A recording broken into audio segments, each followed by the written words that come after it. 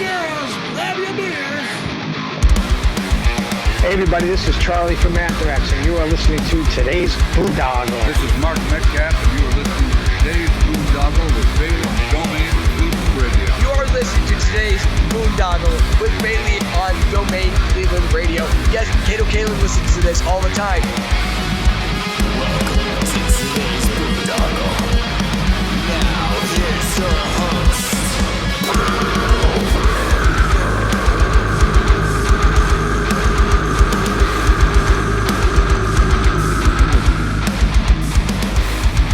I am Monty Heath, so one Heath, and you are listening to today's Boondoggle. Hey, what's up? It's John from Skillet, and you are listening to today's Boondoggle on Domain Cleveland Radio. Fasten your seatbelts.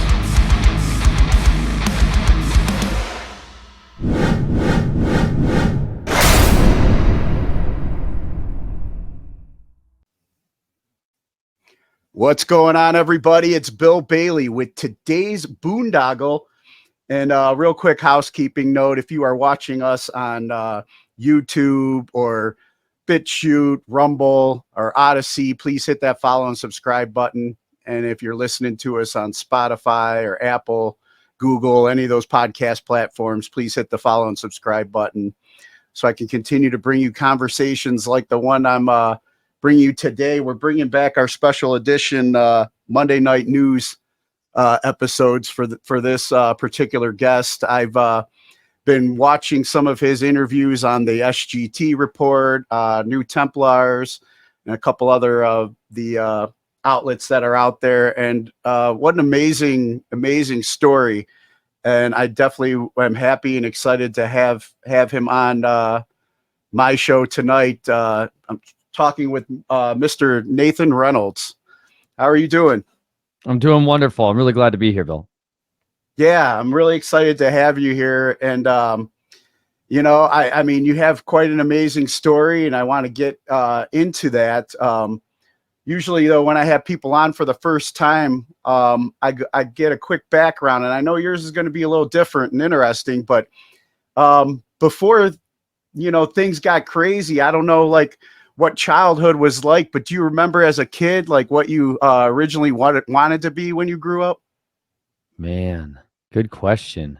Before things got crazy, I the first word I ever wrote with my hands was paleontologist. And that's literally what I've wanted to be. I grew up in that very Jurassic Park era. And that was the thing that first captivated me. Like, this was like one of the first fossils I ever found in Southern Florida. When I was going down there, my family sold our house about 5 years ago and traveled full time in an RV for a few years all over the country. And that was one of the first places I went, was on a quest to find fossils and dinosaur bones, dragon bones, And so that was always like a deep passion of mine. And later it kind of got cultivated and turned towards the military. But that was definitely one of those first little sparks of hope about what I could be someday. Nice. Yeah. I mean, like the innocence of childhood and, imagination. And I always like to take my guests back there when we get started. But of course, as they start sharing, usually then what they're, what got them into what they're doing today.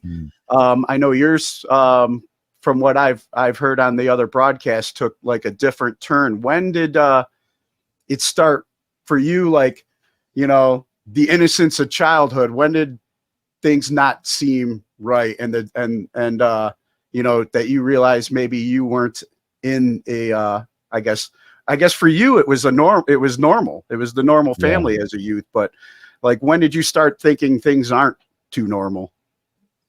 Like you said, I grew up in a family that was basically a generational incest-based family. There's no other more accurate way to describe it, an organized crime family where systemic abuse of the children was normal, in particularity between the grandfathers or great-grandfathers and the grandsons. And so for me, family reunions, family time, traveling around the country, visiting different family members was always just steeped in a layer of pain and dread, like a constant state of dread and unpredictability. My life was constantly destabilized, and I didn't know what people's intent or motives were on any given time or basis. So I lacked so much stability, and it gave me a sense of just a constant restlessness, a need to escape, a need to kind of get out and run away. And at the same time, the inescapability of pain and suffering was just kind of inevitable. On the other side, I just that kind of illusion of childhood innocence was taken at a young age for me. And so the idea that I could be escaped, the idea that I could be autonomous or have my own choice in my life really got bled out of me around 6 years old, when I got caught up in this horrible violence and abuse that was going on down in Lake Havasu City, Arizona, and at this place called the London Bridge. It's centered down there. And Robert P. McCulloch and C.V. Wood, the designer of Walt Disneyland, they built this pedophile pleasure island for the city of London, a legal sovereign territory that has autonomy, legal sovereignty in the United States on this little pleasure island. And my family would pass me down through there and go use me and abuse me like a battery bank. It was just a child exploitation ring that's still operating down there through the Jesuits and the Roman Catholic Church. And I was convinced that there was no saving me. There was death just began to pervade my thoughts in my life, and depression set in, and I just changed who I was. I went by a totally different name. I went by this name Nate, and half of me was happy and joyful, and the other half of me was completely locked away in absolute commitment of despair. And so that innocence began to just get fractured away from me. And even as the progression of my life went on, I stopped smiling in any pictures or showing my teeth, or that illusion of hope just was bled out of me. And so I was really trapped in that cycle. And it wasn't until death and violence and retribution got introduced to me that I had any kind of a semblance of hope that if I could at least fight my way back or kill these monsters, get revenge and try to prevent them from hurting others, I would have that freedom was found for me through the edge of vengeance. And so this in torture, anguish campaign that I was trapped in just kind of permeated my life for many years. Now, just for my audience who might not be too familiar with your family story, you want to tell a little bit about the family that you come from? Yeah. What they're known for? Yeah, my family, the Reynolds family that I come from, there's a few different branches of the Reynolds family, and I come from a branch that traffics in secrecy and blackmail, and so they're the brokers of deals and favors in I don't know if it's necessarily the upper echelon of society, but a form of it.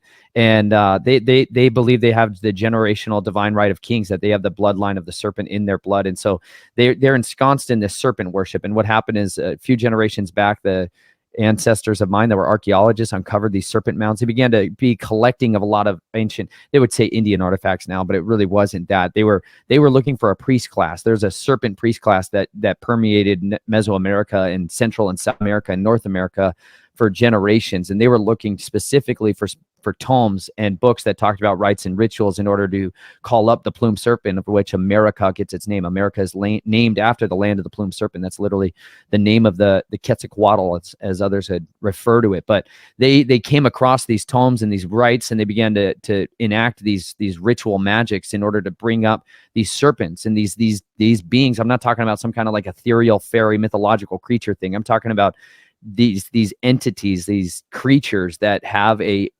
foretelling capacity in them, that live and dwell inside the earth, and they can be drawn up through the conditions of human sacrifice, and specifically a type of Babylonian sex magic that involves the slaughter and torture of children, specifically males under the age of 9, but generally under the age of 6 are preferred in the use of that. And it draws them out, and they engage in covenants. Ultimately, this pursuit of this X class of people that engage in ritual magic to try to talk to these spirits and get foretelling.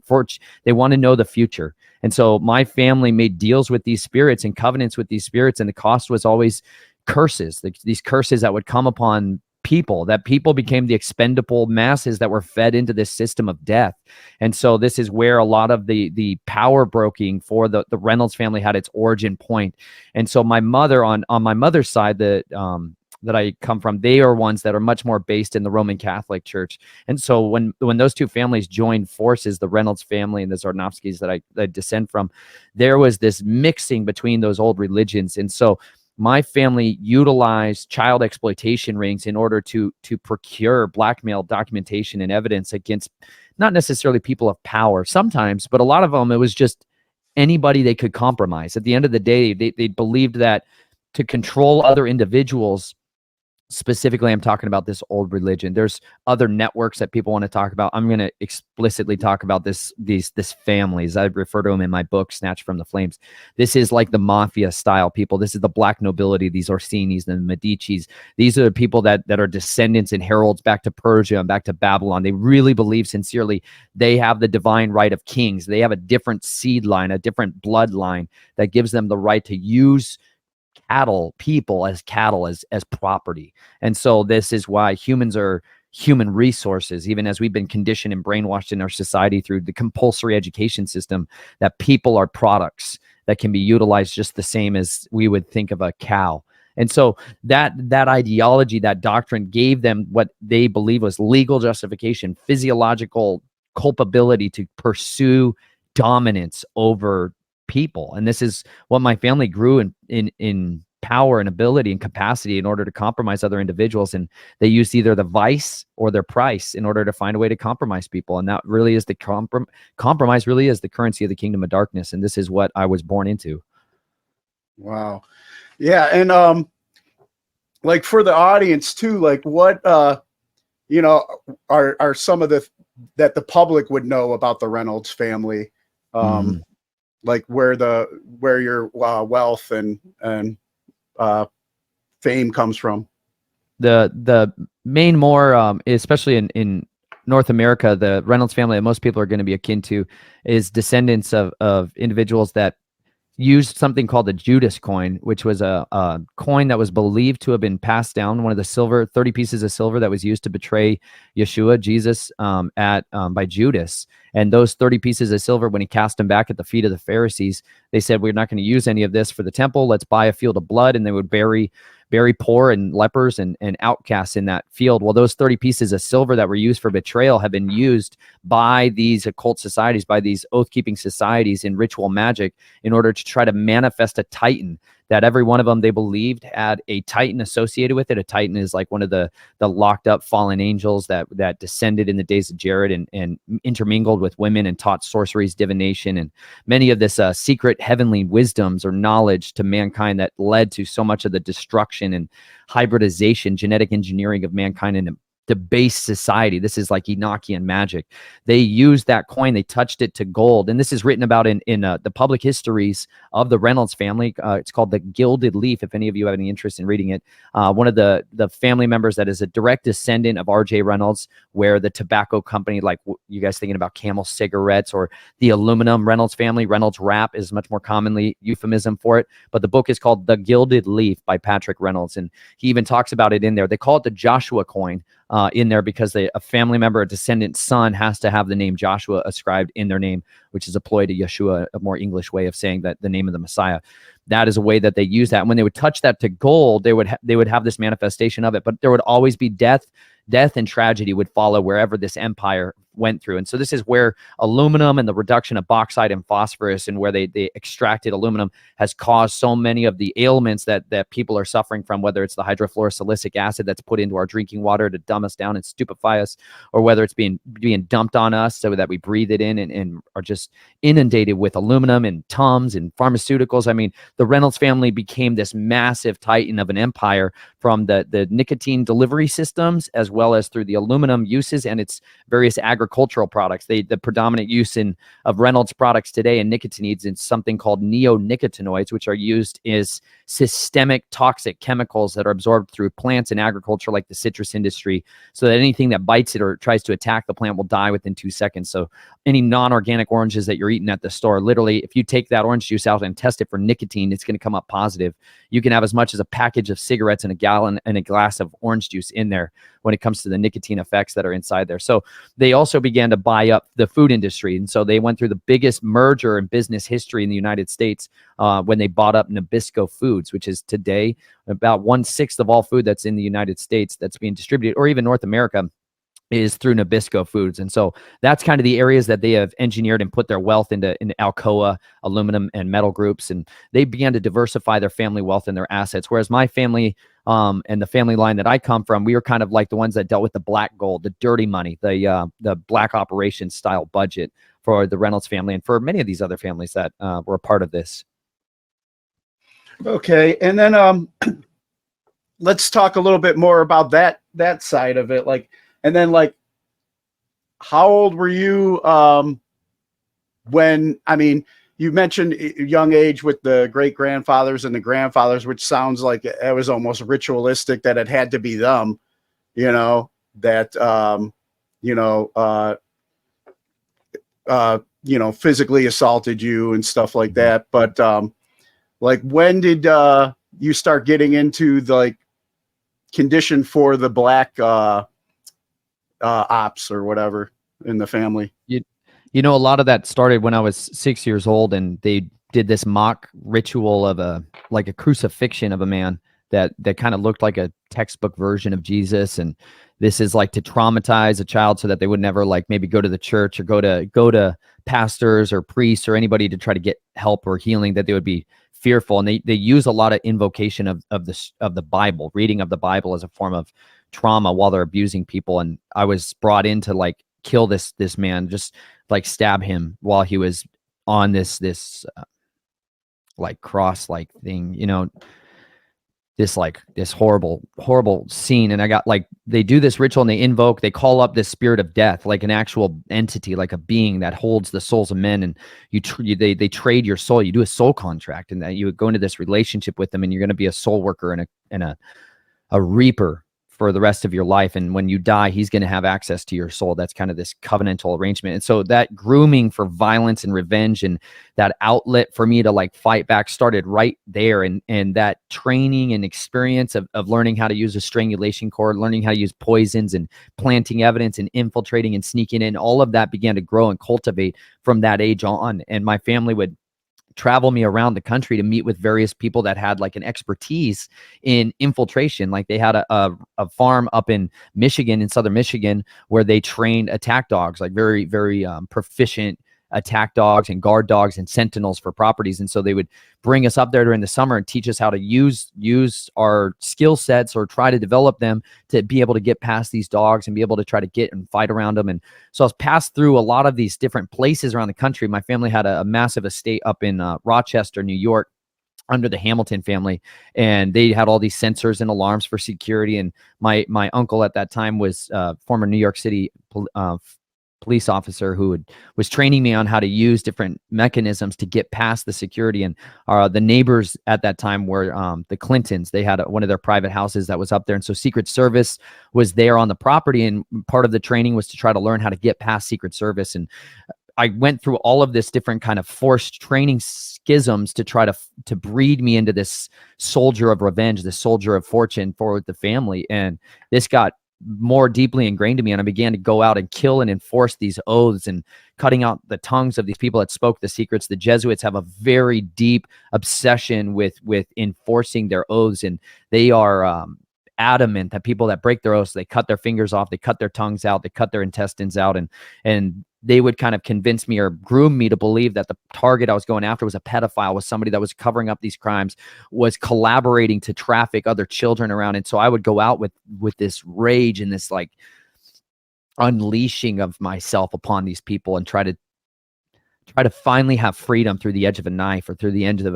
a needle. And that was where I was finally released. And it wasn't until I got up into my teenage years that my family began to put me into the military circles at the United States Air Force Academy and at Fort Carson, Colorado, where I became emancipated to the United States government as a junior in high school. They have something called a delayed entry program for 17-year-olds, people that aren't 18 yet, to join up. And I began to operate under these special access projects at Fort Knox, Kentucky and Fort Lee, Virginia, and start to work with their special kill teams, which are wet workers for the United States military, who kill through surgical strikes. They kill American citizens, or they kill dissidents and state assets, people that are like under diplomatic immunity and stuff like that. So I got caught up in that world until I was 19 years old.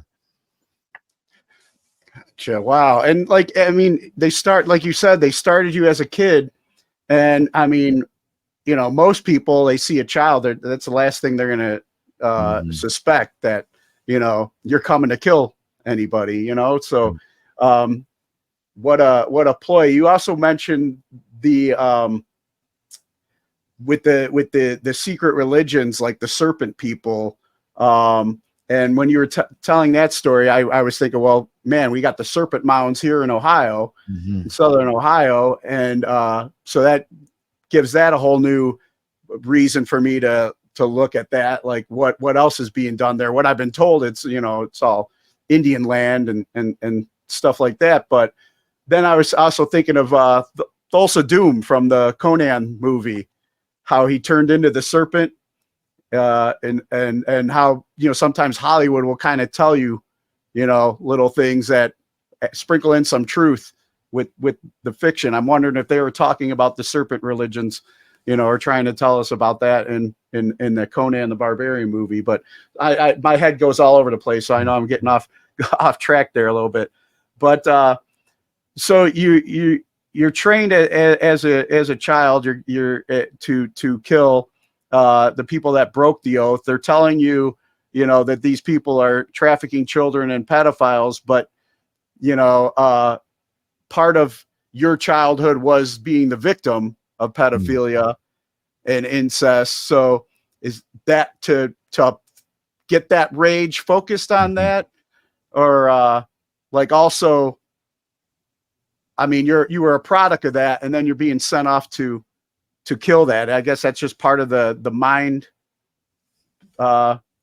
ritual or whatever. I mean, it's essentially the basis of mind control. At the end of the day, this is their psychological operations to shatter your resistance to ever. In the beginning, it's all about shattering your resistance, destabilizing you and disintegrating you. And this is a scientific method in which this is done. But the families, like these people talk about the Illuminati or these bloodline family members, this is like what generational incest-based families do. They condition the child at the very earliest stages, at the most formative years of their experiences. And this is also something, there's a very scientific version of this that's done through like this network, and a lot of that information from that, a lot of the powerful families and the rulers have utilized this form of childhood trauma, abuse, and manipulation, and the shattering of the mind and the intentional creation of sub-personalities.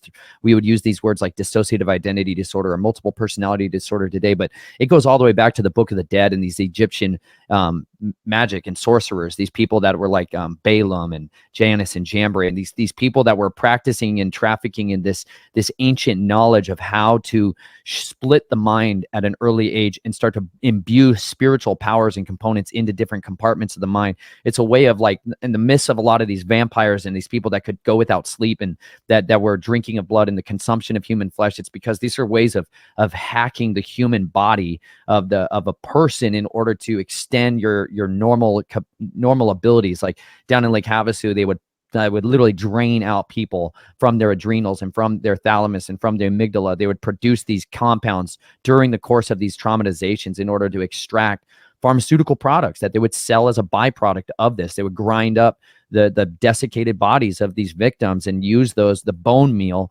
for these this Queen of Heaven, for the worship of Mary, and for the literal consumption of the bread and the blood during these ritual masses. And people think they're just going through some kind of like I don't know, Catholic rites, and they're not. They're going through something entirely different. They're being defiled actively. The same cups that are being used in those ceremonies are being used in these rituals the night before. And it's just an unutterable system of absolute corruption and disgusting matters. And what happens is, as they shatter and traumatize the child, what they're looking for is they're doing psychological testing. They're doing personality testing to find out what are their aptitudes and what are their motivations and what are their innate talents. And in the earliest stages of this, like the Nazis and the right, like the Third Reich, they began to systematize a scientific method for doing this, because they had open human experimentations programs on a scale that had not been available to other nations for a long time. And so the data that came out of like Heinrich Himmler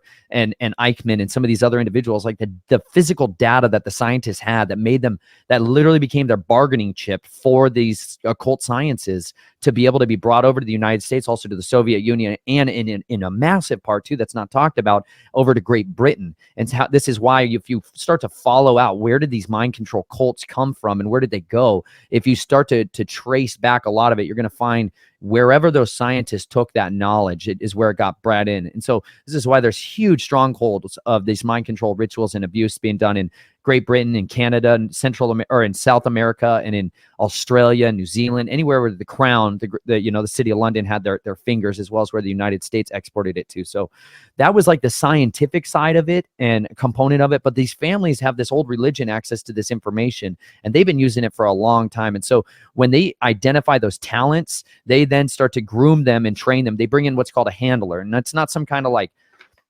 I don't know. I think there's like a version of mind control that people think there's some guy with like a hypnotic cord over your head and doing all this like voodoo magic stuff all the time. They bond you to somebody when you're in a very vulnerable, traumatized state, like after somebody who's in a car accident who loses consciousness, but their body still goes through the event and they can't necessarily remember it. And they come out of that state. They're very vulnerable, and you can bond them through that moment with somebody that maybe have a totally different agenda in mind. That's where the handler really is. There's somebody that you're bonded to, you think is your friend, your ally, your dad, your mom, your grandpa, or just somebody that would refer to as an uncle. That was like my military handler. Uncle Richard is what we all called him. And he was a dentist in the United States military. And so he had access to a lot of drugs and restraints and would do mind control and systemized indoctrination of people, soldiers for the United States military.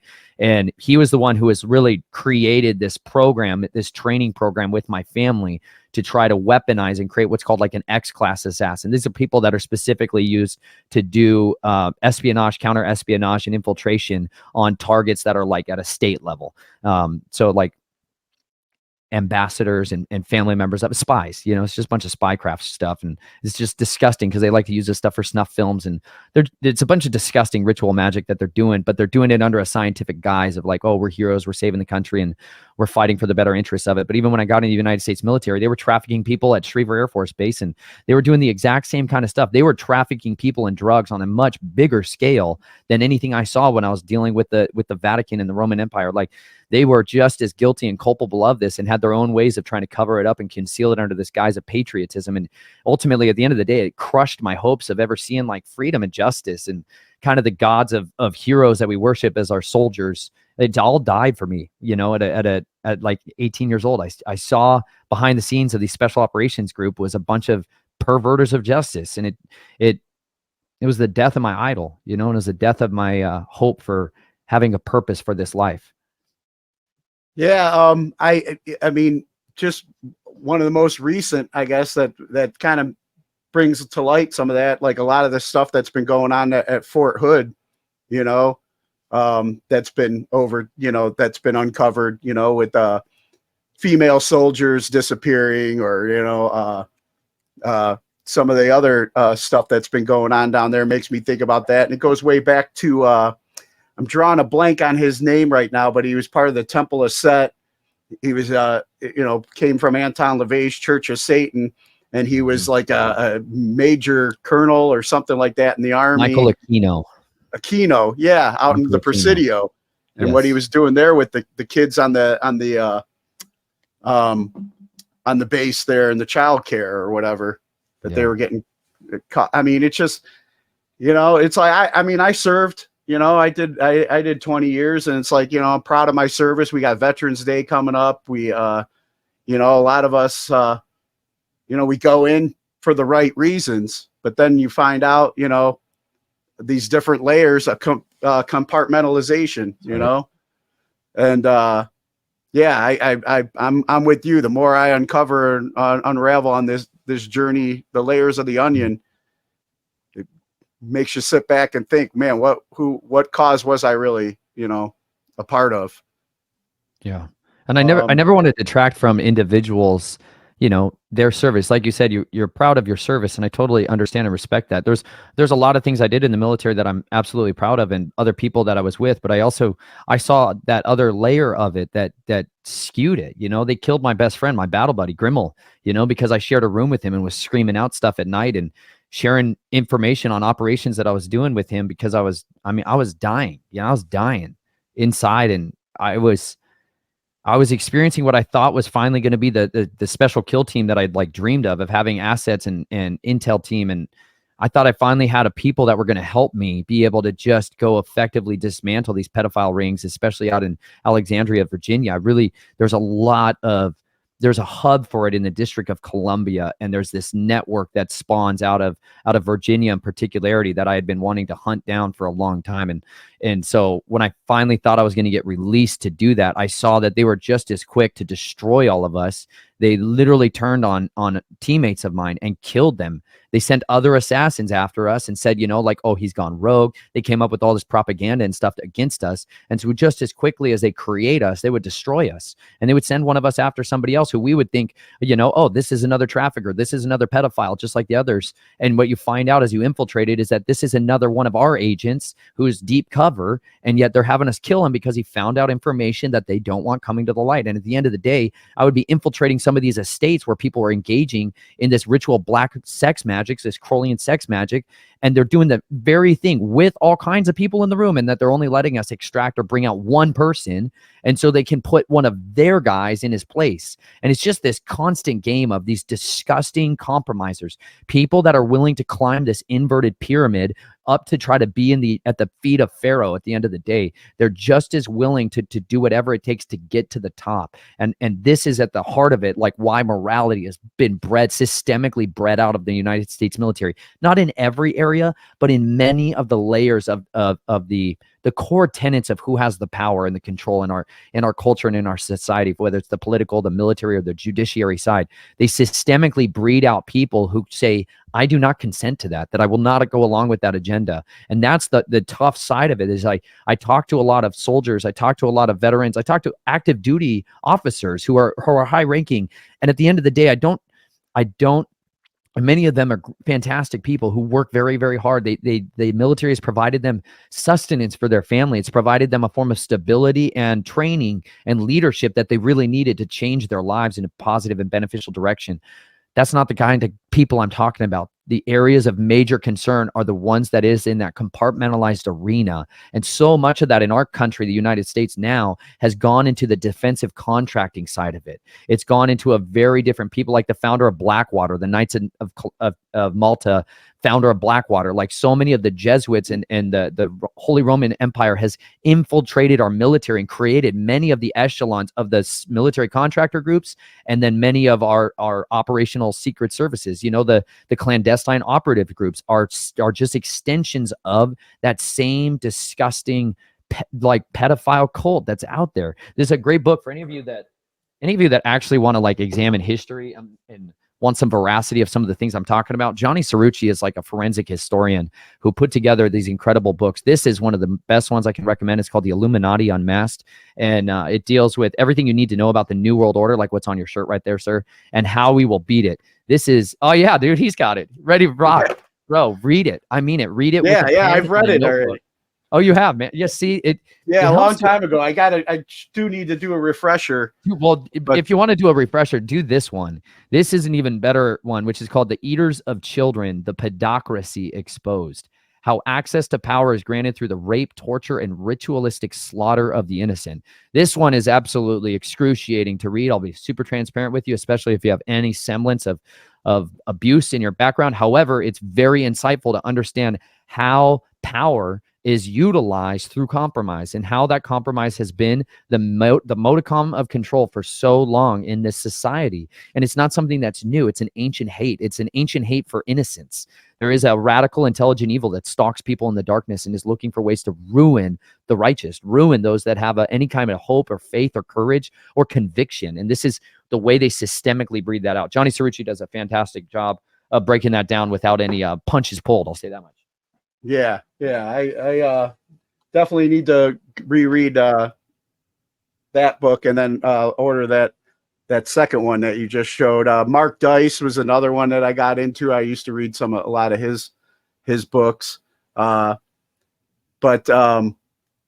you'd mentioned too, like, I know for some of my, I wasn't in any of the, I was just a average guy in the Navy. I worked with an assault craft unit. At first I worked on F-14s, but I was witnessed some deaths and things and struggle with my own trauma and PTSD from my time in. And part of my healing journey since I've been out, I would do hypnotherapy.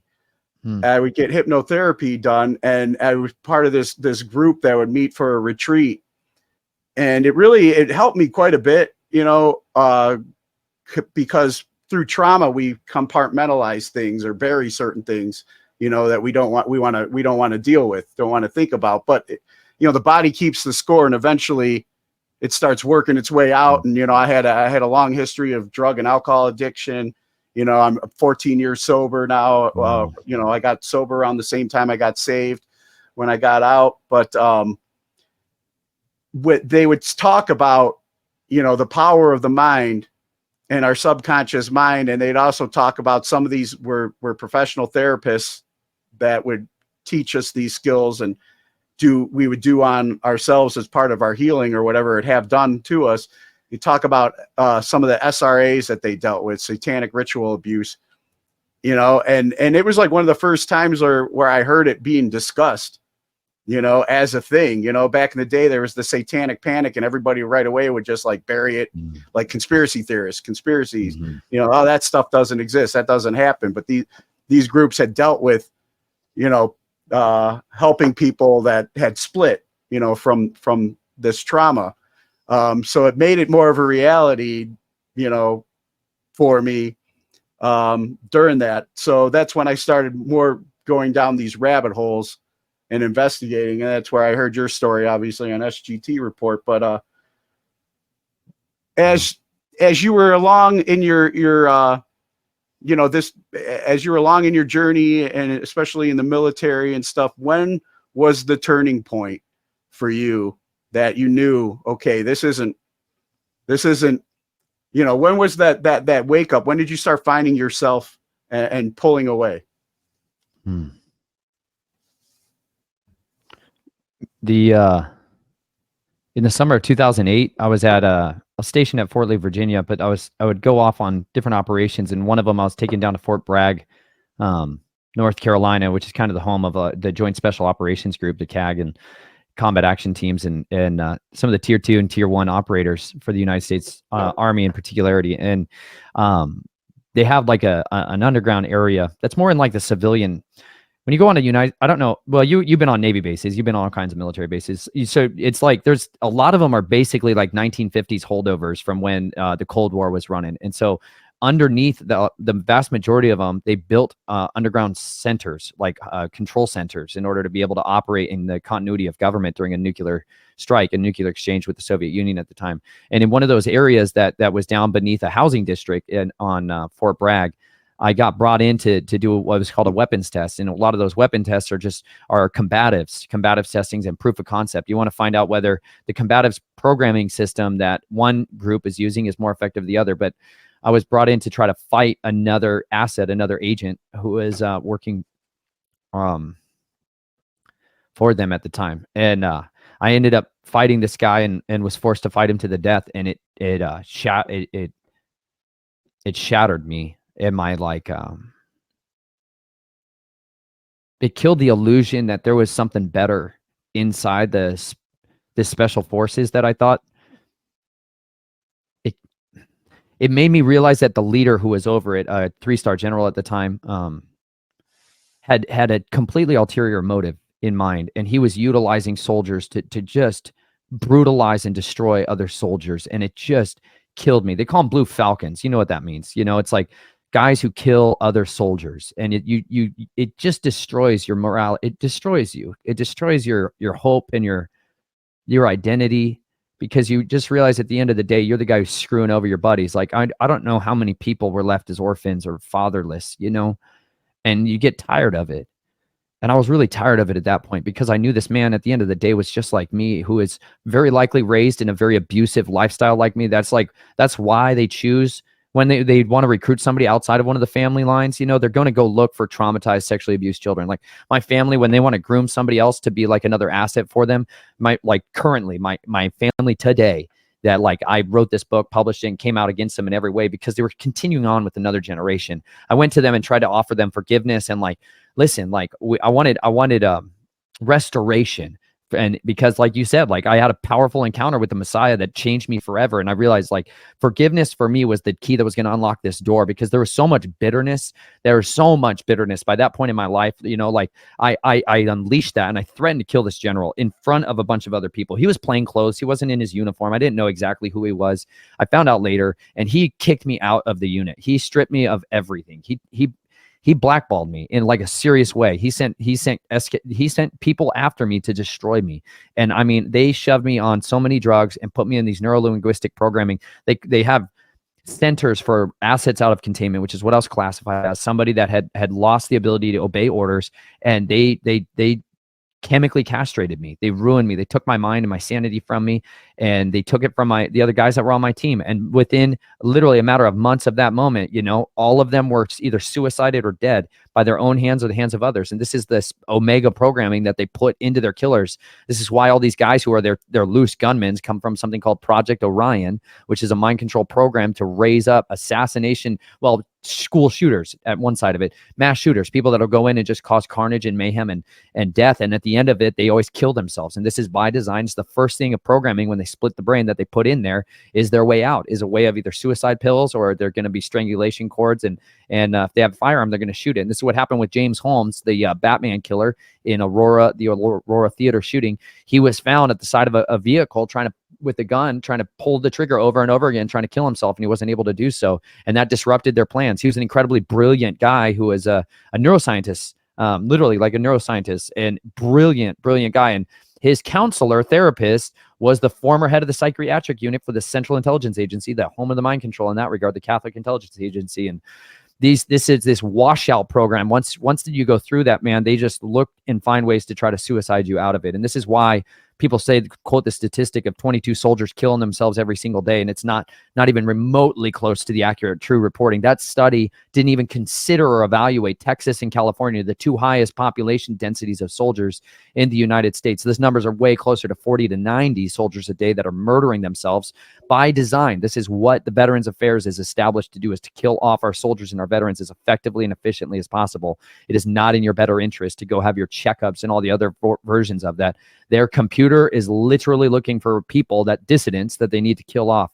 And they have a very systematized, regimented way of doing that. And Fort Carson, Colorado had a traumatic brain injury clinic that was run by a lieutenant colonel named Terrio. That's all they did. They washed out soldiers, and they killed them, or they had them kill themselves continually. And it was like the majority of them that went in there killed themselves within a few months. And so that was really the death of all of that. You know, I was a shattered shell of a man by the time I was out, and got my DD-214 in, I think, March or April of 2019, and was going to University of Colorado at Boulder trying to study psychology, and was a shell of a person. I couldn't walk or function right. I had lost all of my memory, like short-term memory, and I had to have note cards telling me to shower and bathe, and like I was like walking with a cane. I was completely disabled. Like I was an absolute train wreck, and my hair was falling out, and I was dying. You know, I was a walking dead. Everything I'd hoped for was gone, and I was just completely, they were drugging me to death. And so eventually I started going to a church that had a 12-step recovery program that was called Shift. And it was at Flatirons Community Church. And it was in Lafayette, Colorado. And they had this program called Shift that was really had an actual love for the broken, you know, like it had a real love for the broken. And I was at my worst. Like I was wearing a heart halter monitor because I was waking up with bruises over my heart from my heart going up to 200 beats a minute. Like I was dying. And these people welcomed me with like genuine love, like open arms, and let me be not okay. And it started to, it began to wear on me and show me the love of the people through the body of the Messiah in a powerful and unique way. And that's really where a lot of the turning point began to take place in my life. And I began to see people in a much more hopeful way.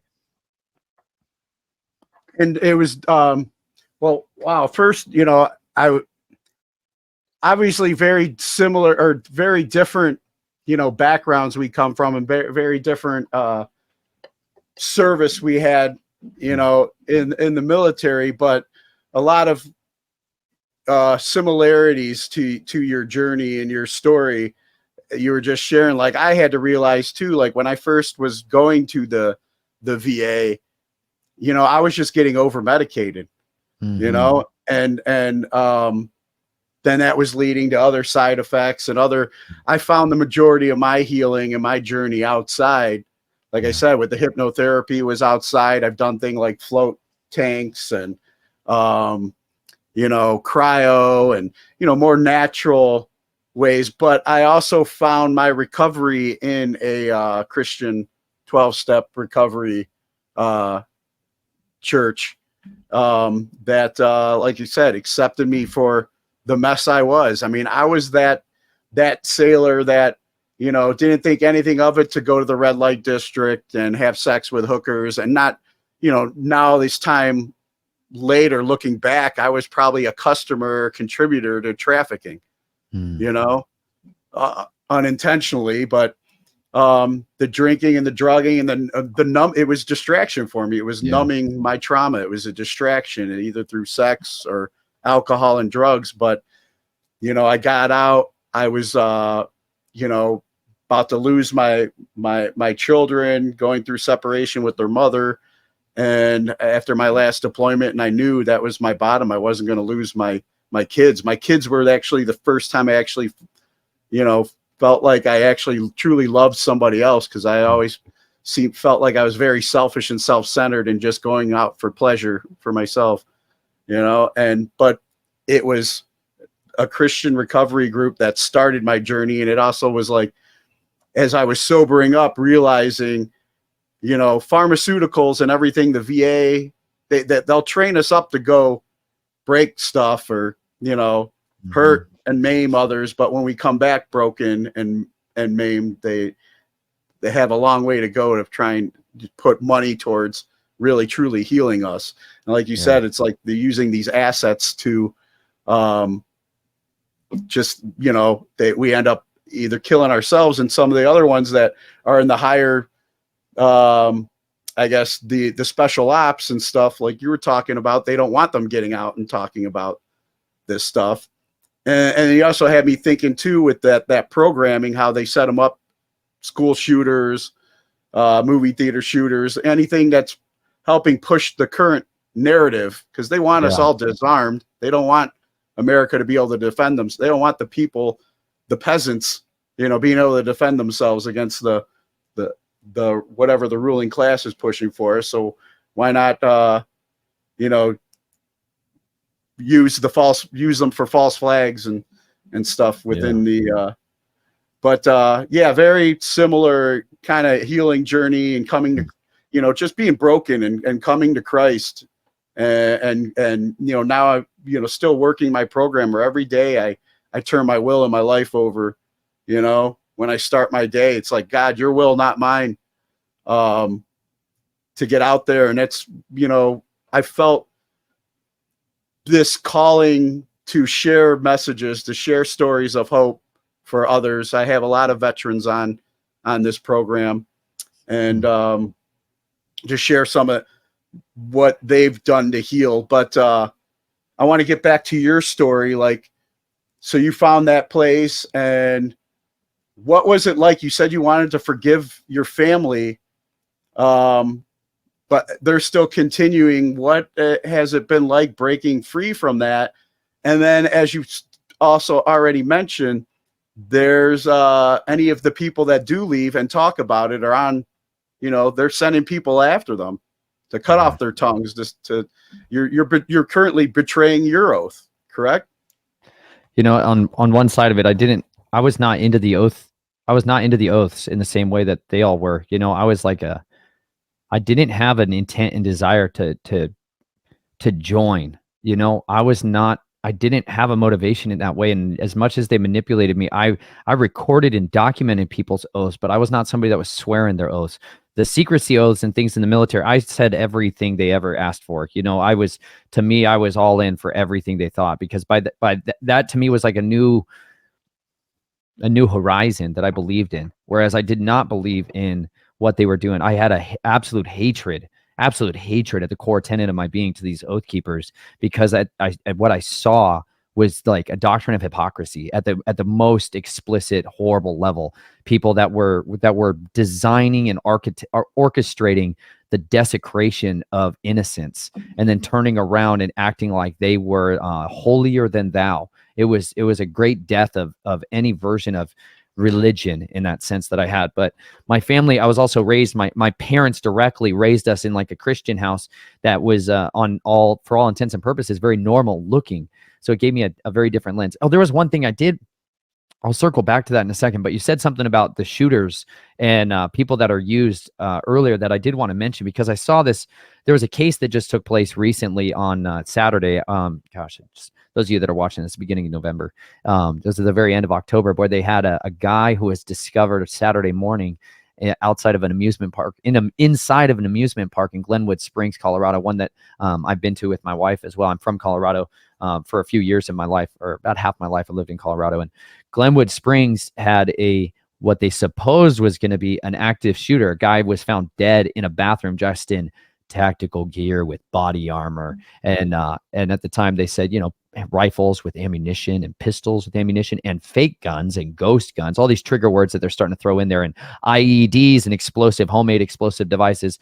Of course, this is all not substantiatable in any type of capacity, but it's what's being represented and being used to foment all kinds of ideologies and doctrinal drives in different directions. But when I hear something like that, y'all, I'll be honest, a lot of why I wrote my book and why I'm even out here talking is to try to help those guys and those gals who are under that mind control, who have been used their entire life to foment and to steer narratives in so many varieties of directions. And that Omega programming, if that's what took place there, where the guy killed himself actually, or if they just killed him and dumped his body in there to try to set this whole stage for everything else. But anytime you see anything like this, y'all, I'd really strongly encourage you, don't follow that problem reaction solution, that Hegelian dialectic, like you were saying, because there's a person behind that. There's like a human being, like a dad or a mom, a brother, a sister, an uncle, like a real person.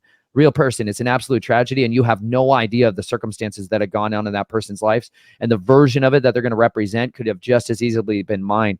The lifestyle that so many of these people are raised in is structured slavery from the day of their birth onward. You don't start with this kind of projecting late in life. You start early, as soon as possible. And this is like where the Jason programs and the Jason groups come in as well, where they groom and select these children from something called the personality test that's utilized from infancy, from like birth, is something called the Stanford. It comes out of the Stanford Research Institute, but the Stanford Binet personality examination and IQ test is used even at very early ages. And so that time, I'm like, I went through something so similar as to what that sounds like that guy just went through, and I just it makes me groan and grieve, hearing stuff like that, because I have a totally different empathy. Some of the few people I have a deep empathy and a love for is those wounded ones. I know there is millions of guys and gals who have been programmed to be sleeper cell assassins, who literally have no idea. They are not co-conscious of it. They don't know anything about it. They wake up in the middle of the night and do stuff, and they have no recollection of it in the morning. They will wake up and find blood under their fingernails, and they don't know where it came from, that there's chunks of people inside their car, and they don't know where it came from. And it's the most terrifying, disgustingly frustrating, and I mean, it's awful. It's an awful lifestyle, and it's glamorized in versions of it in Hollywood and films that they show to people, but it's horrible. Like, I became an absolute stranger. My family wanted to bring me back online after I got married to Chelsea, because I started finding love and support after I met my wife through that church. And I started finding like real love, like a version of actual unconditional love that I'd never actually experienced from an outsider, somebody that didn't have a duplicitous reason for grooming me. And it took me years into our marriage, but during that time, like, my family started trying to bring me back to be a profit-making mechanism for them, because it takes a while to groom and program another generation. And so they start by adopting children through the foster care system that have been sexually traumatized and abused. They like to get children of victims of child sex porn and exploitation, or they go and take prisoners' children from them that give birth to them, and they start with like new stock. And that's why my family was like working on a whole project of that, but they were broke. They were running out of money. And so they started trying to bring me in to do assassinations for them again. And they brought out this whole other personality of mine to the front that they had never let be at the front in order to try to stop this. And I became a totally different person, different name, different aliases, different identities, like everywhere: clothing, hat, body armor, pistols, firearms, razor blades inside the layers of my shoes. Like, wholly different kind of person took over. And my wife woke up next to a stranger, and I woke up next to a stranger too. I didn't have any emotional connection to this woman that I was married to. None of my friends mattered to me. I didn't know who any of these people really were. Theoretically, I saw their faces and understood they should mean something to me. But I woke up no longer the man that I had been for 27 years, 25 years. And I was stuck in the midst of this lifestyle where I wanted to just go out and start hunting down and killing and assassinating these pedophiles in Boulder, Colorado and in Denver. And I started building dossiers and lists and making caches out in the forest and building a safe house network and trying to do what I'd always done in that military side of me, but confined into a marriage, like and faith and the church and all these other factors that I never had before. And it began to really become more and more unsettling to me until I got to a place where I realized I have to either tell my wife about my past, because up until this point I hadn't, and she was starting to see so much of this other person, and our marriage was disintegrating, like I was going to lose her because I was not that same man. And part of like the abuse that was done to me early on is something they call the castrati in the Roman Catholic Church would castrate boys in order to preserve their prepubescent looks and their voice, so that they would sing in choirs and be able to give pleasure sex to the popes and to the cardinals and the bishops. And this has been something that he used to do by the thousands every single year. And this has been going on, still does occur today in the Catholic Church all over the place. They've never apologized for it ever, even though victims of this have come forward. And anyways, they crush your epididymis as one way of doing it, because otherwise you risk a lot of people bleeding out. So they crush your epididymis. And so we couldn't get pregnant. I was made to be a eunuch so I could participate in these scenes, and my growth was stunted till I was 17 years old. And I ended up having a surgery done in Denver, Colorado to try to reverse that. And when it was successful, my wife, she got pregnant. I really believe the Father opened her womb at the end of the day as well and gave me the opportunity to have a child. And I now had a choice. Do I take my child that was in my wife's womb, and do I pass her off to my family so I can have the trust fund? Because that's how it works. At the end of the day, there's legal guardianship over this financial empire, and over the phone book of favors is directed out and dispensed out when you legally agree to give guardianship and custodianship of your child over to them for different amounts of time, depending on how much wealth or access you want. And that's where it all broke down for me. At the end of the day, I could not let her suffer that. And as far as it was unto me, I was willing to do whatever it took to try to fight back and resist that. And seeking deliverance, capital D deliverance, was like chief among all of those things. And Dr. Michael Lake and Mary Lou, they wrote this book, The Shinar Directive. This was one of those really critical tools to help me in understanding that there was a whole other generation of righteous men who were rising up, that were exposing the darkness, that were still alive and fighting the good fight, that were trying to intercede and deliver people, like Russ Dizdar. And I knew that I could try to find forgiveness and find freedom. And so I went to a conference in Dallas, Texas, where I laid on my face and cried out for healing after Russ Dizdar spoke. And a man named Tom Dunn, who was working on a film, it's called Detestable. For those of you that want to watch a absolutely brutal but authentic documentary about satanic ritual abuse and people that are survivors of this stuff, this is called Detestable. You can see it at throughtheblack.com. That's their he's got a Through the Black 2 is his YouTube channel. And anyways, I highly recommend that one for those of you that want to talk about this a bit more. But he was working on this film at the time, and he just laid on his face next to me while I came undone and cried hysterically with my 4-month pregnant wife for deliverance and healing. And that's really when this tree of pain and sorrow and depression and anxiety and torture and trauma and amnesia was ripped out of me. And it started me onto the floodgates were open, and then it was kind of like the war was on. Yeah, it's you mentioned that you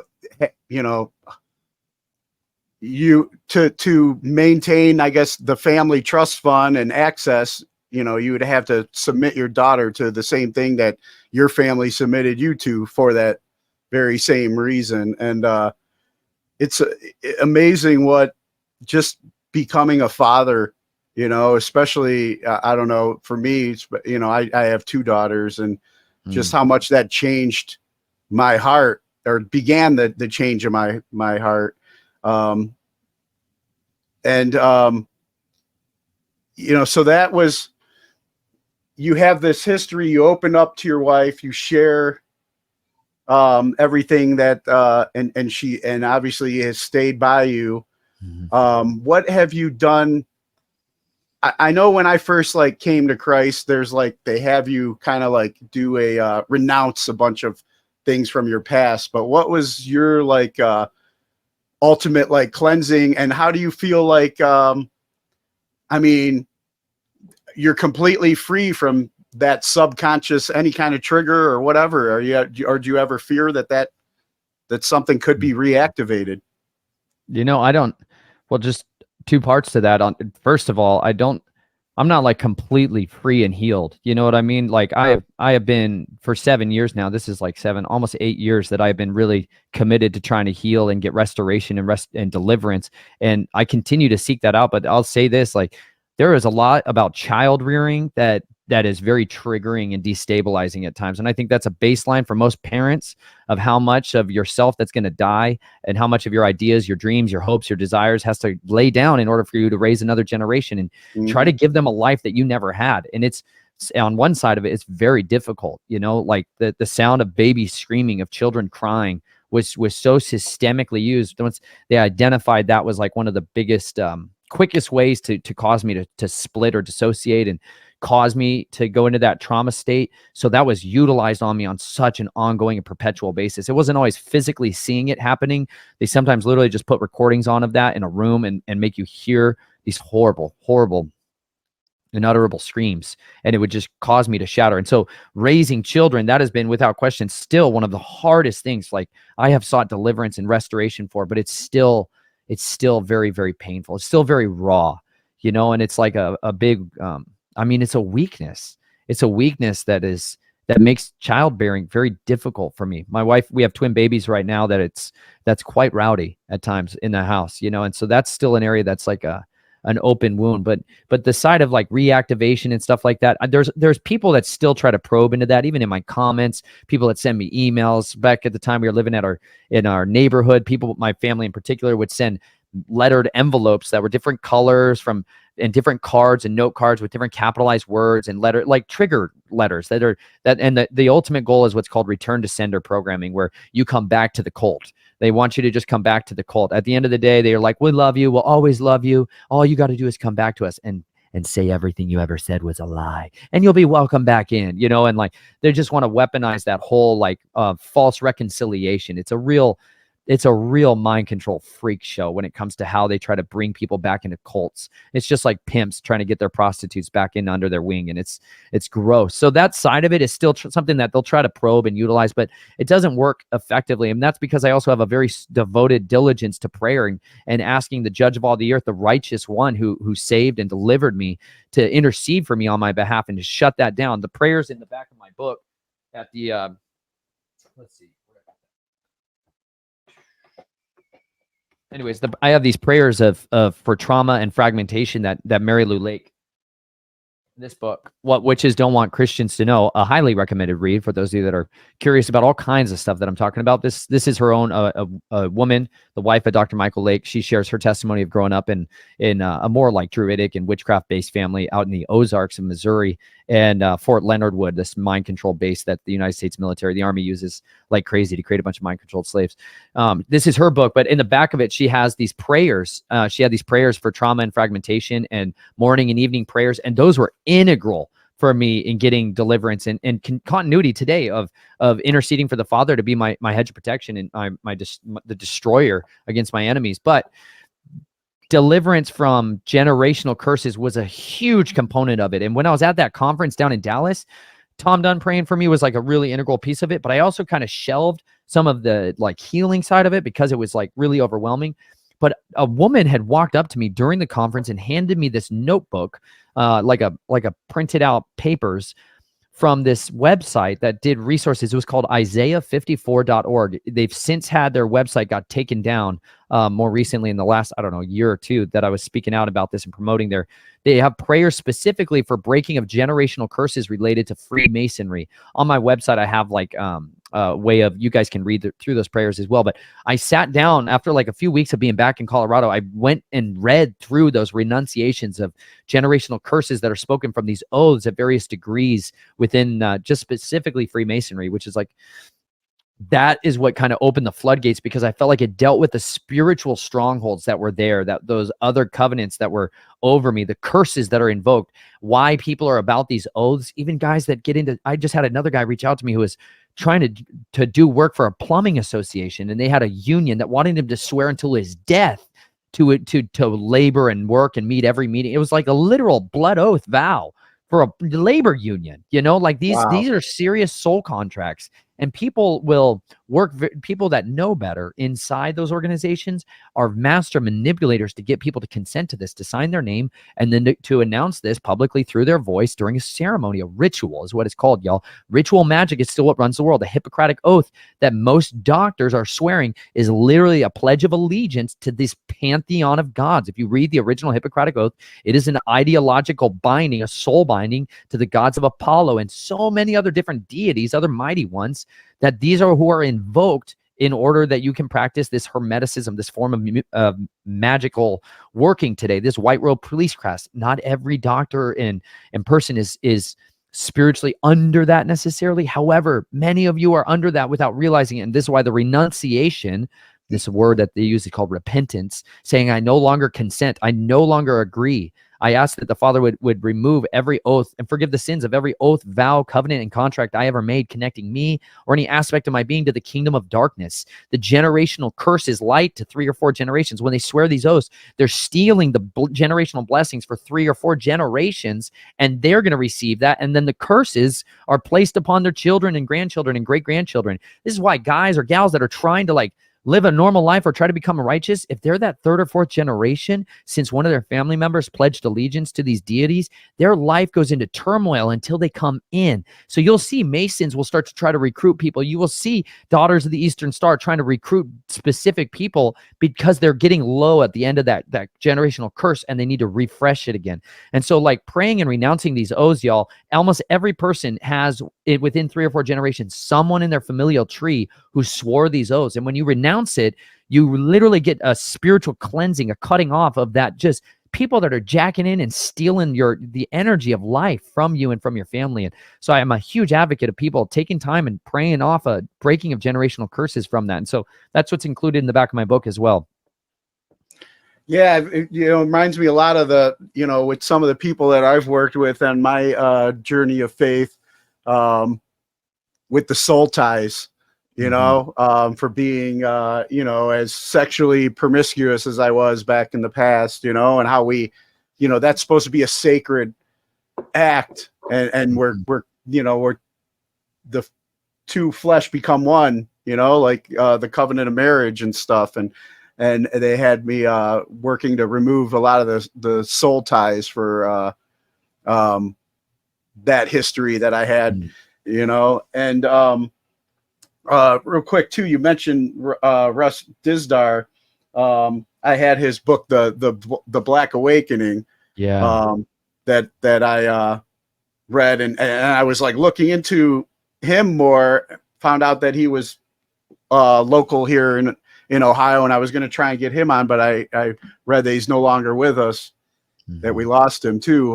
But yeah, that book really spoke a lot about what you were talking about, the secret soldiers that don't even realize that they're programmed. And when they get activated, the mass chaos and stuff that we're dealing with.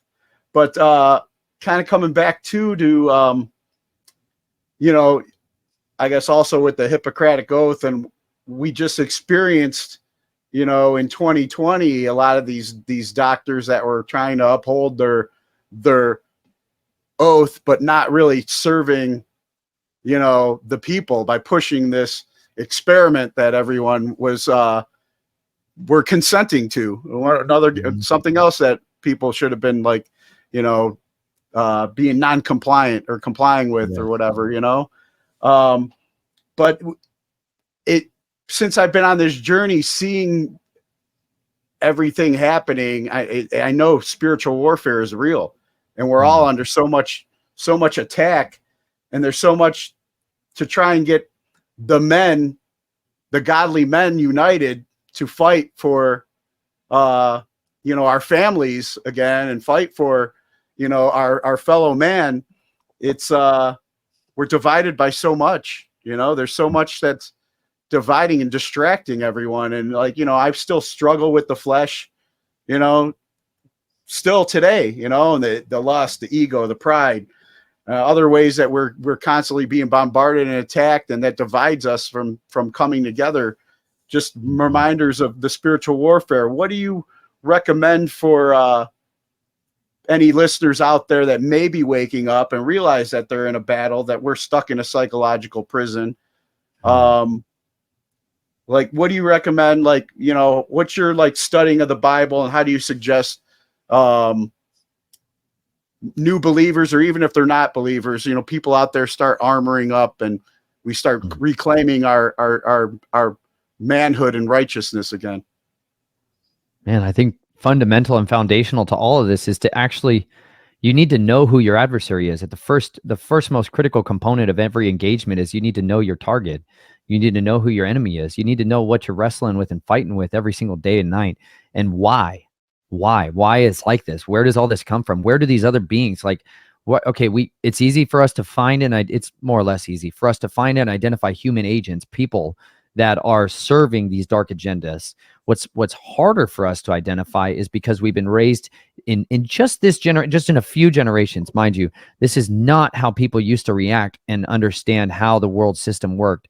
Just a couple generations ago, they were much better educated because they were self-taught in so many arenas, and they had a deep understanding of what the scripture says.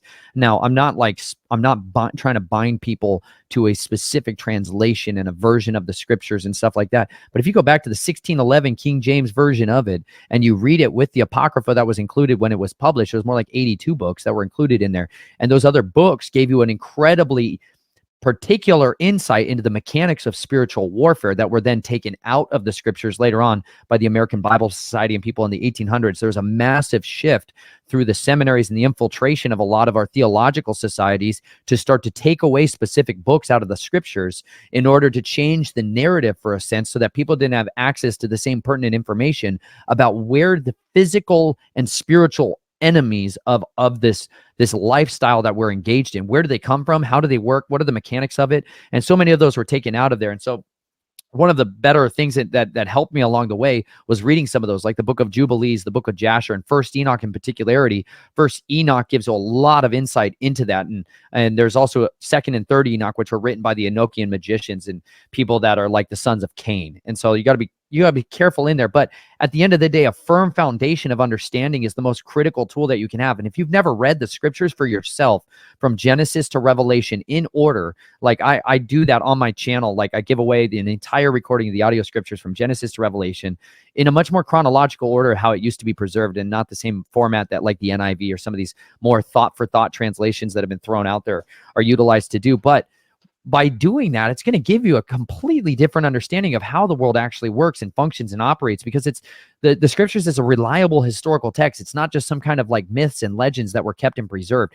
Like, we have textual evidence of these things that by the hundreds of thousands of documents, we were able to verify and be able to identify any changes that took place over the course of the chain of custody of who's had these documents, who's had these scripts or manuscripts over the course of time. Whereas even for books like the history of Rome or even like Julius Caesar, like when you try to identify, like, how do we know what these people's lives or the histories was? There's handfuls of source documents that they build entire histories and narratives from. Whereas the scriptures, we've got a defendable position to be able to make with certainty from one of these books that I don't have it up here. It's called the Dead Sea Scrolls, which is a great translation for those of you guys that are looking to read with and verify, hey, how do we know what the Bible says is accurate or true or consistent over time?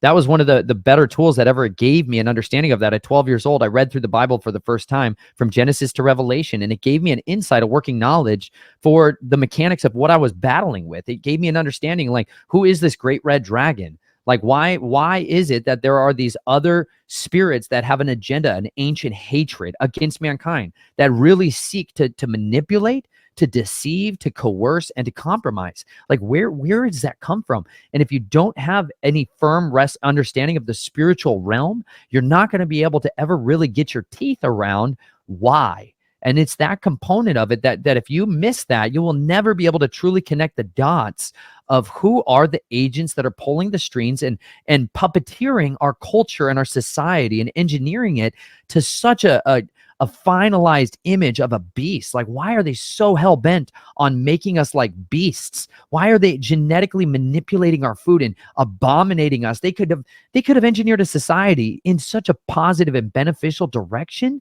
and instead they chose to take it in this incredibly debased, depraved I mean, animalistic ideology. Why? And it's because there is this anti-Messiah, this other image bearer that's going to come in and make himself be like the Christ, be like the anointed one. And yet his ideology and his doctrines is the doctrines of this dragon that hates mankind, that utterly despises us, and is seeking to steal, kill, and devour and consume your joy.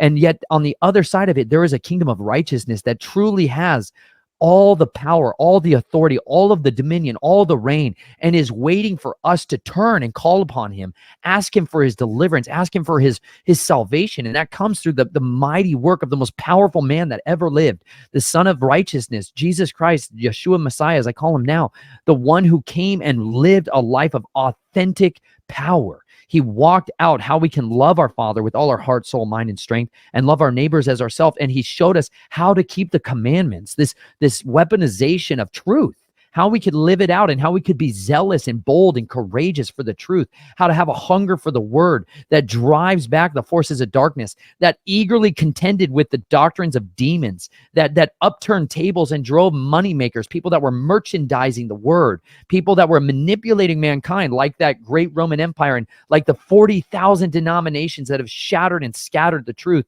across the Christendom, this idea of Christ. Like, there is a format of it that has been so shattered and abominated, but the true core tenets of our faith are readily found.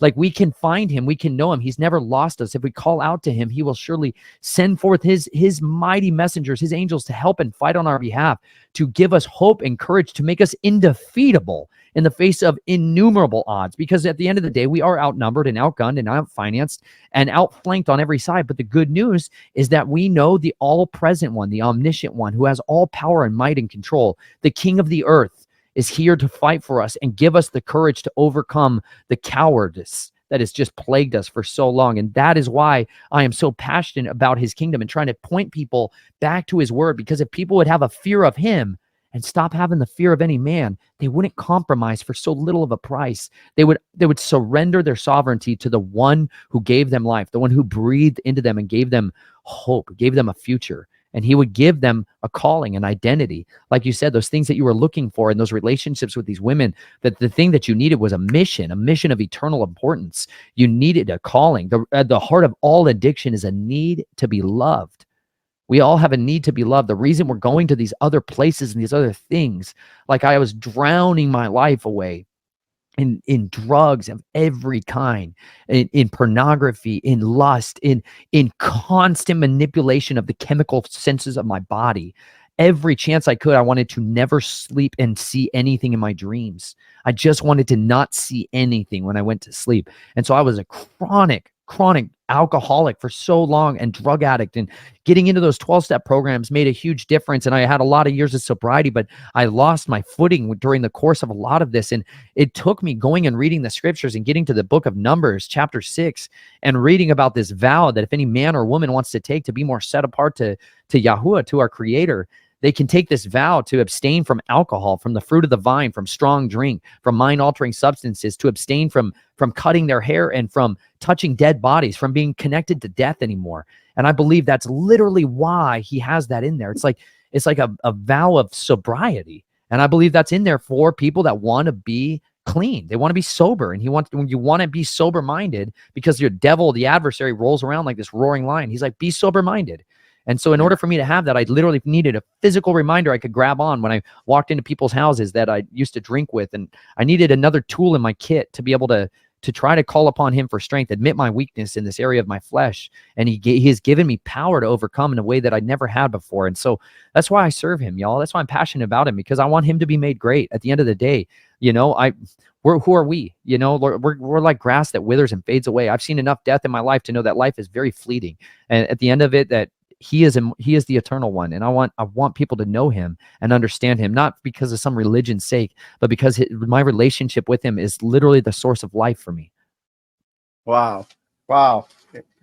Amen.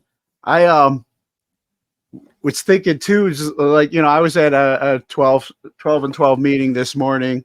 A lot of old school AA, but also they're Christian men that, you know, I lean on. And I was talking today too about the fear and why I would numb out, because I was stuck in such a fear mode from, childhood abuse and some of the trauma that I experienced in the military and stuff. And the longer I'm on this journey and sober and seeing things with the scales have been removed from my eyes, and I'm able to see, things more clearly today,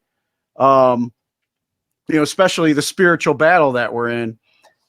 I'm also, that time of uncertainty, and the time of uncertainty that we're in now, that we get bombarded with. If you're stuck watching all the propaganda pieces on the TV, to keep us in that fear state.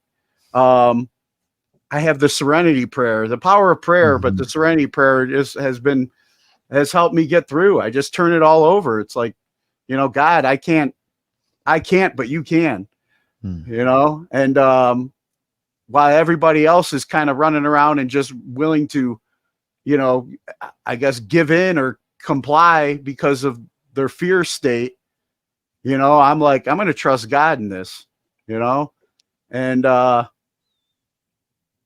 it's helped. It's helped, me to see things so much better. But I do need, to, I get up every morning, I do my readings. I am reading in the New Testament every morning. I do my recovery meetings, turning my will and life over. But there's more that I need to do to share the message like you are, and that's why I try and have interviews like this on my podcast as well, to try and share that message out there with people. But you talked about, you mentioned Revelations, which I feel, I don't know, like, what are your thoughts with everything going on, or that, we're being told, that is happening, in the world today? It sure seems like we are in that chapter, we're living in that chapter now. What are your thoughts on that? Or could some of the powers that be orchestrating or using that, I think it's a pretty big question, You know everything by their fruits of it. And so it's been an area of deep study of mine my whole life, because I was always trying to identify that who is our adversary, and it says in Revelation 12, it says the enemy, the dragon, the devil, that serpent of old, is defeated by the blood of the Lamb, the words of our testimony, and not loving our lives when we are faced with death.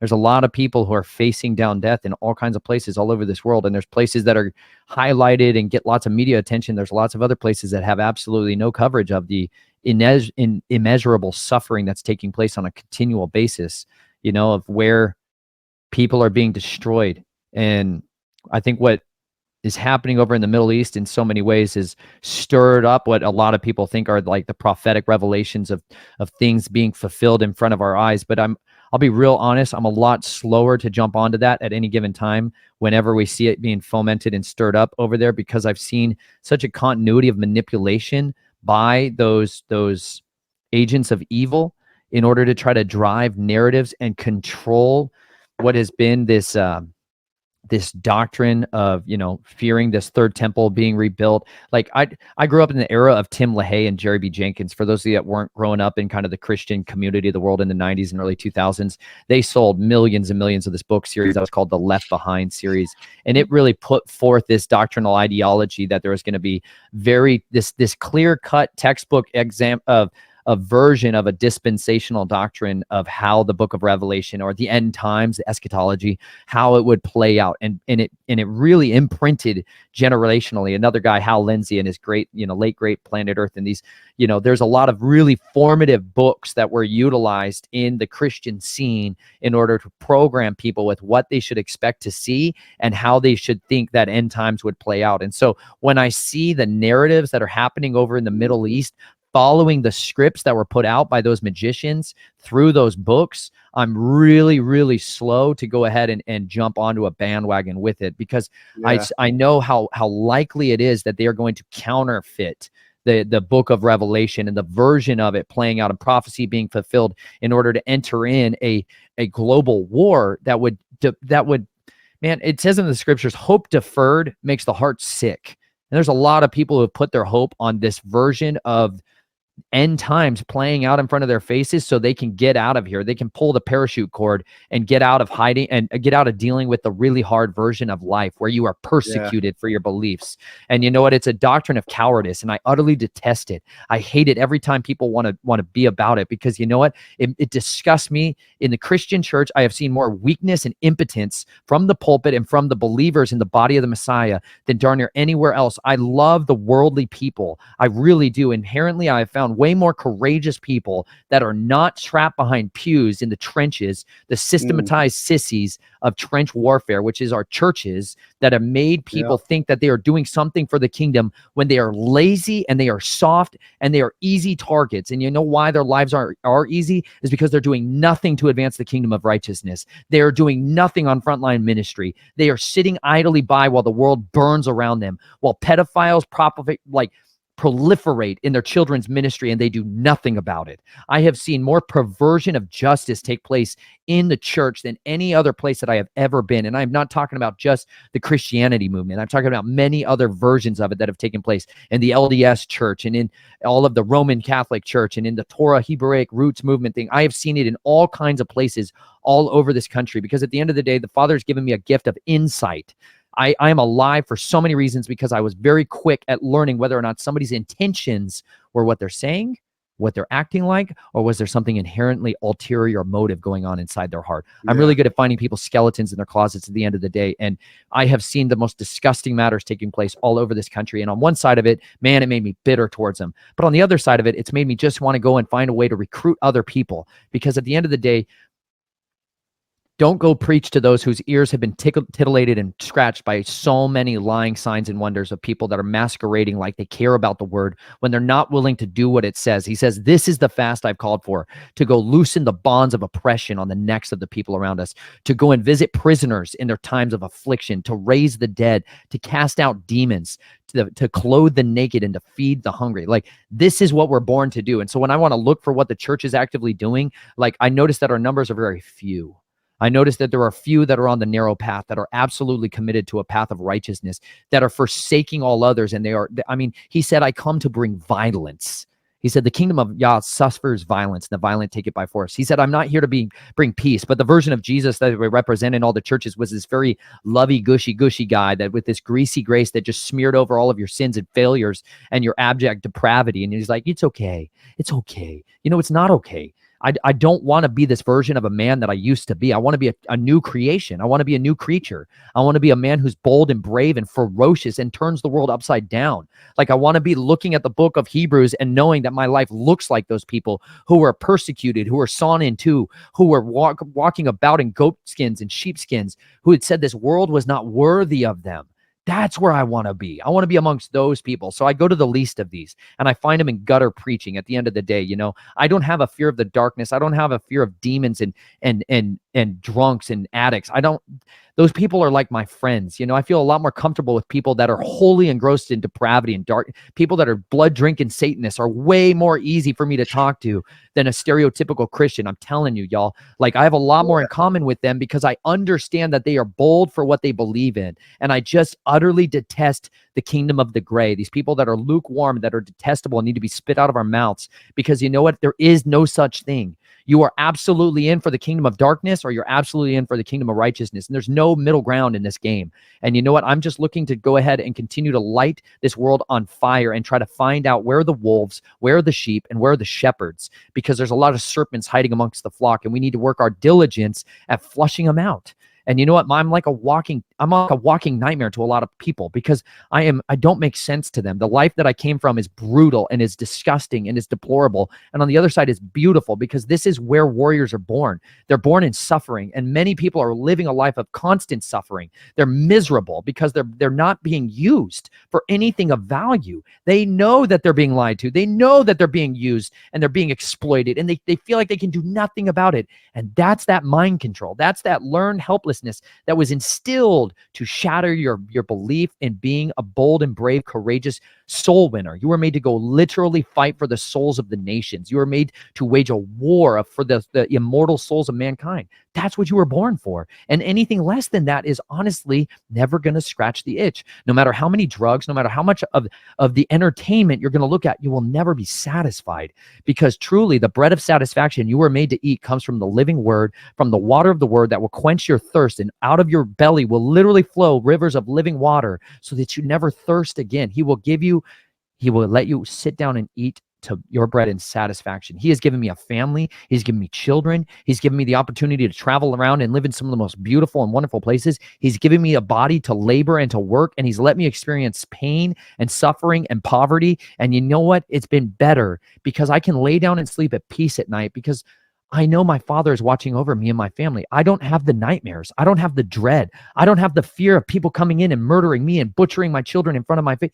I don't have those fears anymore. I know that the one who watches over me never sleeps nor slumbers. I know that the one who is with me is greater than any power or dominion or throne or principality in this earth or the earth, like in the spirits above us. Like, he has all power in his hands. And if you fight for him, man, you will see miracles. You will see powerful deliverances take place. You will see the dead raise. And I'm talking real life. Like, you can go out and see these things for yourself, but you got to be willing to wade down into the fray and get disgustingly dirty and grit and grime under your fingernails and waging into the battlefields that are all around you, getting to know your neighbors, doing those things that you're uncomfortable with. You need that. You need to be pruned, and you need to be chastised and beaten and thrown into a fiery furnace so that the old man can die, the old woman can die, and a new one can be born again. Wow. That's amazing. I'm like speechless. I mean, I know that there was something that I wanted to say, but I don't want to ruin this where you just took us, because I mean, what I will say is, like, I believe that, yes, the mainstream church has definitely been infiltrated, and it's making people sit on their hands, basically hoping someone else is going to come to save us. And I believe that, our Creator is protecting us, but we have to be that someone. We have to be the workers. We have to make we have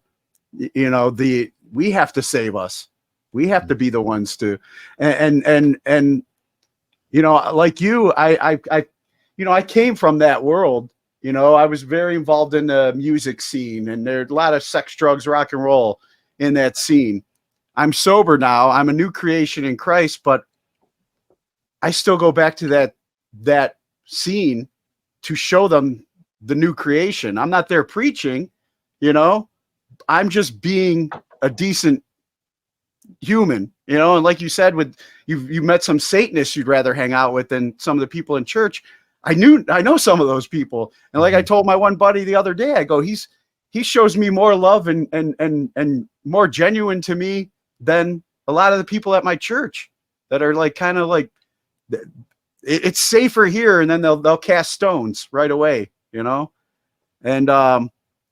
I just connected on so much of what you just said. And I know I'm not trying to that I'm this big warrior, because I stumble and fall constantly, daily, but I also get back up and I try and turn it over to God every day to my Savior. And I know Christ is within me, and I try not to defile what's within me.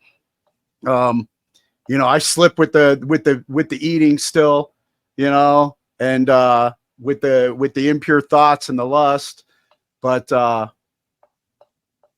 don't know. I just hope I'm not lukewarm. I'm trying not to be, and I'm glad, having this conversation with you tonight is adding more motivation. And there's so much that I had here, but I recommend. But I know, I want to be cognizant of your time. Yeah. And I highly recommend people check out your conversations with Sean on SGT Report, on Rumble. Also, your website, snatchfromtheflames.com. If there's people out there that want to know more, obviously that's a resource for them to go to. But your YouTube channel as well. Nathan Reynolds. Yeah. Nathan Reynolds. Other places that people can find and learn more that I'm not thinking of right now? Where would you send No them? worries. No worries. I also have a TikTok at Snatched from the Flames, and a Discord server, the Linen Railroad, as well. And if you guys go to my YouTube channel or like the Rumble channel at the Linen Railroad, you can see all of those resources. And in the description of all of my videos, I have links, download links for my audiobook. I have an ebook, a PDF, Kindle book, and those are for free if any of you want to read them or listen to it or watch it. You're more than welcome to do that there. You can go to snatchedfromtheflames.com if you'd like to see the other content of what I'm producing as well. Or if you want to order a book, it goes through Amazon. Yes, I know it's not ideal, but I'm working on it. I've been living like a migrant for many years. And so I'm working on transitioning that. But if you want a signed copy, you can order it there. But otherwise, check out the audiobook or the ebook. And those are available for you guys there. And I've got, 400 or 500 videos on YouTube and places that you guys can dive in on all kinds of topics. I did regenerative agriculture and farming, and that was a tremendous, massive season of my life. We traveled in an RV, so we have a whole playlist and series about what that was like, and natural birth and farming and foraging and just, I mean, it's quite diverse. Becoming a Gibborim. If you all want to talk about a warrior series, check that one out, man. Gibborim is like the mighty men of valor. It's the special forces in the Bible you read about, like the real warriors, man. Like and women too. There's like Jael killing Sisera, a general of the army of, dude, come on. A lady killing somebody with a tent peg and a hammer, driving it through his skull into the ground in the book of Judges. One of my favorite stories. There's some ferocious women in the scriptures too that just have zero tolerance for all the nonsense, y'all. You know, we need those mama bears to rise up and tear the throats out of these sycophants every day of the week. Don't consent to give your children over to monsters. You know what I mean? Like, don't do it. Not one time. You know, it's like your children will remember it forever. It's a big deal, y'all. Like, be a mom, be a dad, be an absolute warrior for your children and for your family's sake. Above anything else I'm talking about tonight, man, I hope that, if anything, man, that we would just be families again, like actual families that love each other, that care for each other, and that we are also very ferociously protective of each other, because at the core tenets of what we were made to be, man, is we were made to be guardians. Like, it's what he gave to Adam. He's like, I made this beautiful, incredible, idyllic utopia for you. And you know what? I want you to be an Obed in there, like an Obadiah. It's like an obedient servant. It's the first word. It says, it's a terrible translation. They say till the ground. That's not what he said. He said, worship, be a worshipful, obedient servant. Work hard. Guard my words. It says shamar. It's literally where we get the word samurai, shamarai. It's like a king's guardian. That's literally what he made man to be, a guardian and a hard worshiper, like somebody who had an absolute devotion to being a steward over something precious. That's what we were supposed to be, men. That's what we were made to be. We were made to be that on this earth. And anything that gets us away from that, you know, that's why we eat our own hands. That's why we destroy ourselves and destroy the people around us, because we've gotten away from what we were made to do. You know, and so a lot of my videos and my talks and stuff is trying to get us back towards that, because I've really found so much of the restoration of my identity and deliverance and restoration by going on a journey, trying to become that, trying to become a man. Because you know what? I was neutered at an early age, and I don't know what it's like to be a man. So I started looking in all the wrong places for where men were. But I know what? I found the true calling for that was in the scriptures, and I started finding men of boldness and courage that are still out there. The Father's always preserved them. He's like, there's 7,000 other guys that haven't bowed their knees to Baal and haven't compromised and taken the endorsements from the pharmaceutical companies. There's a lot of righteous, amazing warriors out there in the medical industry, and in every area, the Father has his secret agents, you know. And so there's good news out there. There's good hope. He always has his army waiting to rise up, and we just pray and intercede that he would bring his justice, his deliverance, and his restoration of his people once and for all. Wow, Nathan, thank you so much for your time. I can see why Sean keeps having you back, because there's so much that I still had that I wanted to get into, and hopefully maybe we can have you back another time. But it seems like your schedule's really really picking up out there. But I can see why. Man. But I'd make time for you, of course. This is wonderful, and I would love to still make time for you any chance I can. Man, I appreciate that, and I would like to. I definitely want to order one of those signed copies of your book. I know I could take the audio route, but I like, as you can tell, you know, having hard copies to read through and stuff, because, you know, I also believe that there's going to be a time that, you know, we're all hooked on this technology right now, but I believe that maybe sooner rather than later that this might all go away. And I'd rather have something that I could sit down under candlelight, you know, to keep feeding my soul with. You know, unadulterated, you know, it doesn't get changed or manipulated. Yes, exactly. But thank you so much for your time. It's been an honor. I'm definitely motivated to keep this fight going and bringing it out there. I have your contact information. I want to send you a couple other episodes I did that kind of will fit along with some of the stuff that we talked about. But anyway, without thank you so much once again for your time, and I'll be in touch. Sounds good. Thank you so much as well. You have a great night. All right, you too. Bye-bye.